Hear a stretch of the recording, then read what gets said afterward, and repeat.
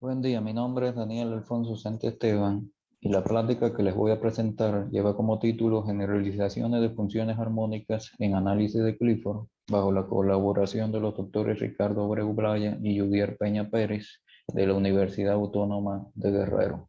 Primeramente, una frase del Premio Nobel de Física Paul Dirac que dice que en la ciencia uno trata de decirle a la gente de tal manera que sea entendido por todos algo que nadie sabía antes, pero en la poesía es exactamente lo contrario.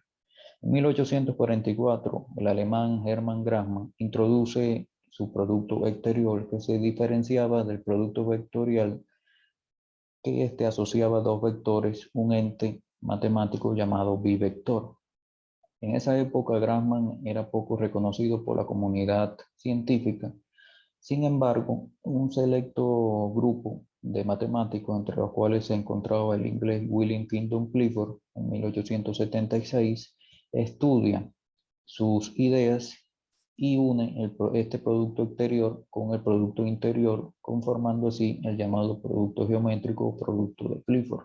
Lamentablemente, Clifford no vivió mucho tiempo para que divulgara todo su trabajo, toda su obra, y fue más bien con las interpretaciones geométricas de Rudolf Lipschitz y Eli Cartan del grupo especial ortogonal que se percatan que las álgebras y algunas estructuras algebraicas que surgían acorde a este producto geométrico o producto de Clifford tenían más bien una naturaleza espinorial y no tensorial. De aquí que surgen las llamadas álgebras geométricas, entre las cuales específicamente se encuentran las llamadas álgebras de Clifford, en este caso particular el álgebra R0M, que surge mediante una base del espacio cuadrático con signatura 0M, el espacio cuadrático R a la 0M, y provisto de las relaciones multiplicativas que pueden observar más abajo acá. Surgen entonces estas álgebras no conmutativas, pero sí asociativas.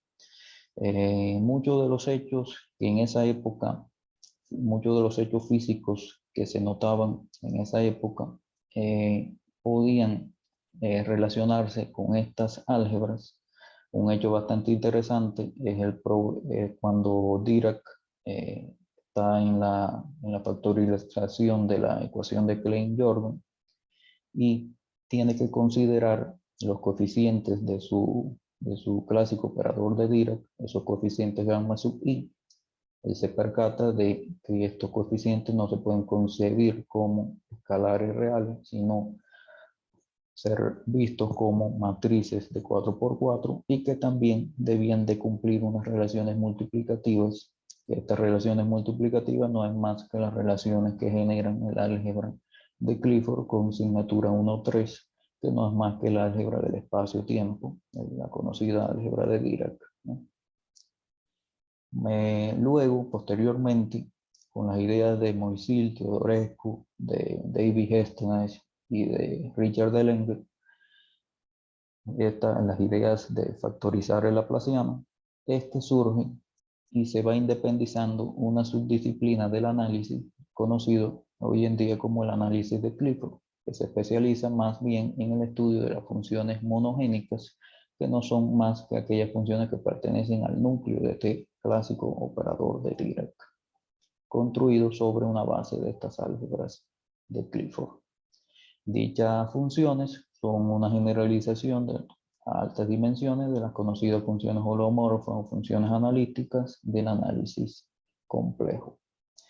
En estas álgebras de Clifford, en particular en este análisis, surgen unas funciones muy peculiares que son las conocidas funciones inframonogénicas. Estas funciones son las funciones dos veces continuas diferenciables sobre un dominio de Rm y que toman valores sobre estas álgebras de Clifford R0M, que son soluciones de la conocida ecuación Sandwich que pueden observar en uno y que se diferencia de la ecuación de Laplace debido a la no conmutatividad del producto cliffordiano. Estas funciones fueron introducidas en el 2010 por Malone y colaboradores cuando estos descubren una decomposición de Fisher por este tipo de funciones para el espacio de polinomios homogéneos. Investigaciones recientes de los doctores Moreno García, Abreu Bray y Boris Reyes Relacionaron este tipo de funciones con aspectos afines de la teoría de la elasticidad lineal, como es el clásico sistema de la Menabierre. Encontraron también una fórmula integral de tipo Cauchy para este tipo de funciones. Probaron que en el caso de dimensión impar, la bola es un conjunto de unicidad. Y también descubrieron una descomposición de tipo Almanzi para esta clase de funciones particulares. A partir de 1985, varios matemáticos, entre los cuales se encontraban Kiyoharu Ono, Mittermann, Shapiro y Vasilevsky, estudiaron ciertas generalizaciones de los operadores de Dirac considerando una base ortonormal diferente a la canónica. Estas generalizaciones son las que pueden observar en dos, tanto actuando por la derecha o como por la izquierda de la función, debido, y reitero, a la no conmutatividad en estas álgebras donde estamos trabajando. Dichas generalizaciones poseen las buenas propiedades que posee el operador de Dirac clásico. También van a factorizar el operador de Laplace. Son operadores elípticos de espectro discreto, es decir, esencialmente autorjuntos, simétricos, etc. Otra clase de funciones que pertenecen a la, también son funciones biarmónicas, son las conocidas, ya conocidas funciones físicas inframonogénicas, o más bien ya introducidas funciones físicas inframonogénicas, que son las soluciones de una ecuación Sandwich generalizada considerando los operadores de Dirac generalizados con conjuntos estructurales no equivalentes. El espacio correspondiente a estas funciones inframonogénicas lo vamos a denotar como I to phi, sí.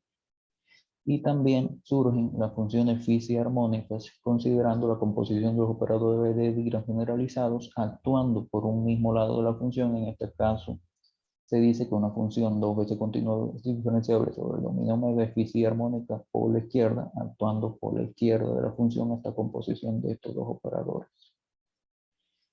En el caso en que los conjuntos estructurales sean equivalentes, entonces el espacio de funciones fisi inframonogénicas no es más que el espacio de funciones inframonogénicas, y el espacio de funciones fisi-armónicas se convierte en el espacio de funciones armónicas.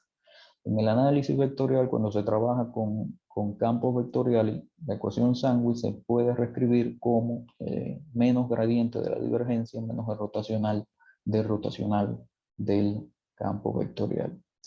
Como había mencionado antes, estos espacios que generalizan a las funciones, al espacio de funciones armónicas, son también subespacios propios del espacio de funciones biarmónicas.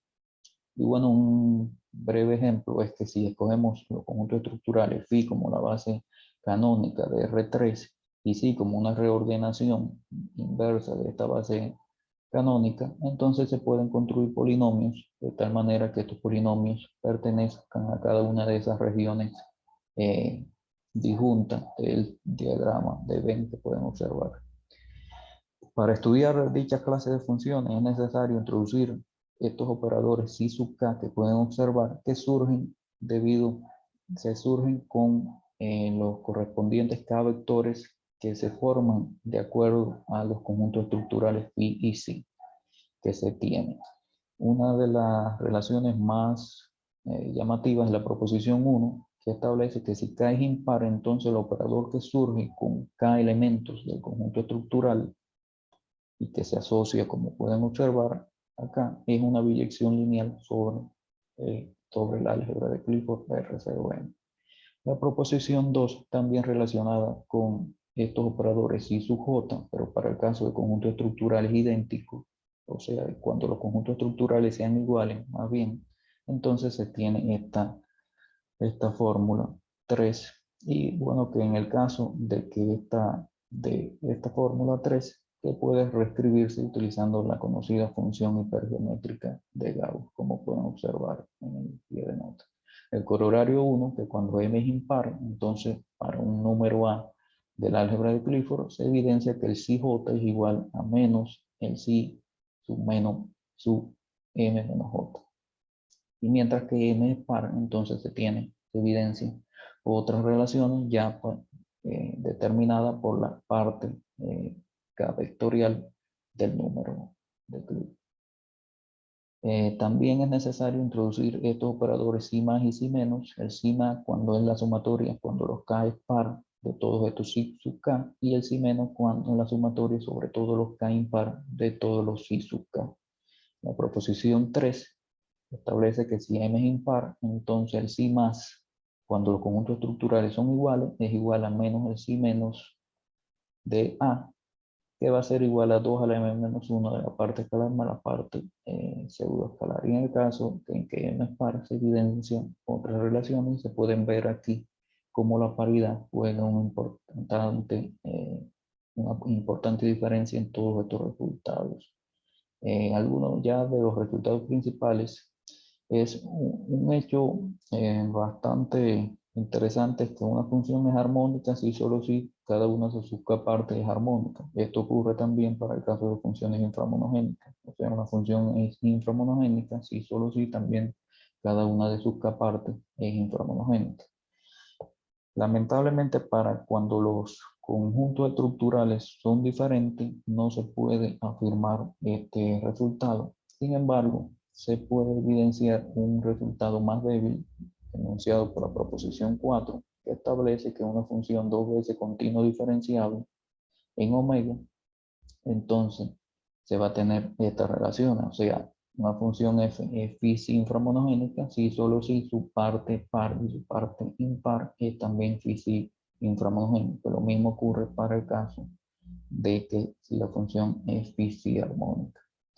Se va también a demostrar la proposición 5, unas relaciones que se tienen con con los operadores de Dirac generalizados, con estos operadores phi sub 1. Y bueno, el teorema 1 queda en condiciones necesarias suficientes para que una función f, en el caso en que la dimensión sea impar, sea phi inframonogénica. En este caso es que la imagen de f por el operador phi sub 1 también tiene que ser una función phi inframonogénica. Y también para el caso en que la función sea phi armónica, entonces es phi armónica si solo si se cumple esta relación en el dominio omega. El teorema 2 y uno de los más importantes es que si se tiene una función armónica o phi inframonogénica en el dominio omega, entonces si más de f y si menos de f son funciones phi inframonogénicas y armónicas en el propio dominio omega. Para la prueba de este resultado se demuestra mediante el lema 1 y los resultados auxiliares anteriores, la relación de la proposición 5 y una fórmula recursiva que también nos basamos en la prueba. Y bueno, la representación gráfica de este resultado es que más bien los operadores si más y si menos son más bien mapeos lineales del espacio unión de funciones armónicas y phi inframonogénicas al espacio de funciones que son a la vez armónicas y phi inframonogénicas. Un ejemplo de la aplicación de este teorema es el caso especial del álgebra de Clifford R0, que no es más que isomorfa al álgebra de los cuaternios reales. Es que en esta álgebra, bueno, una función R0 que toma valores en esta álgebra, en R02, tiene esta forma específica con el conjunto estructural Si1, Si2. Y bueno, que las matrices de transición de una base, de la base phi a la base psi, van a tener dos formas específicas, 4 y 5.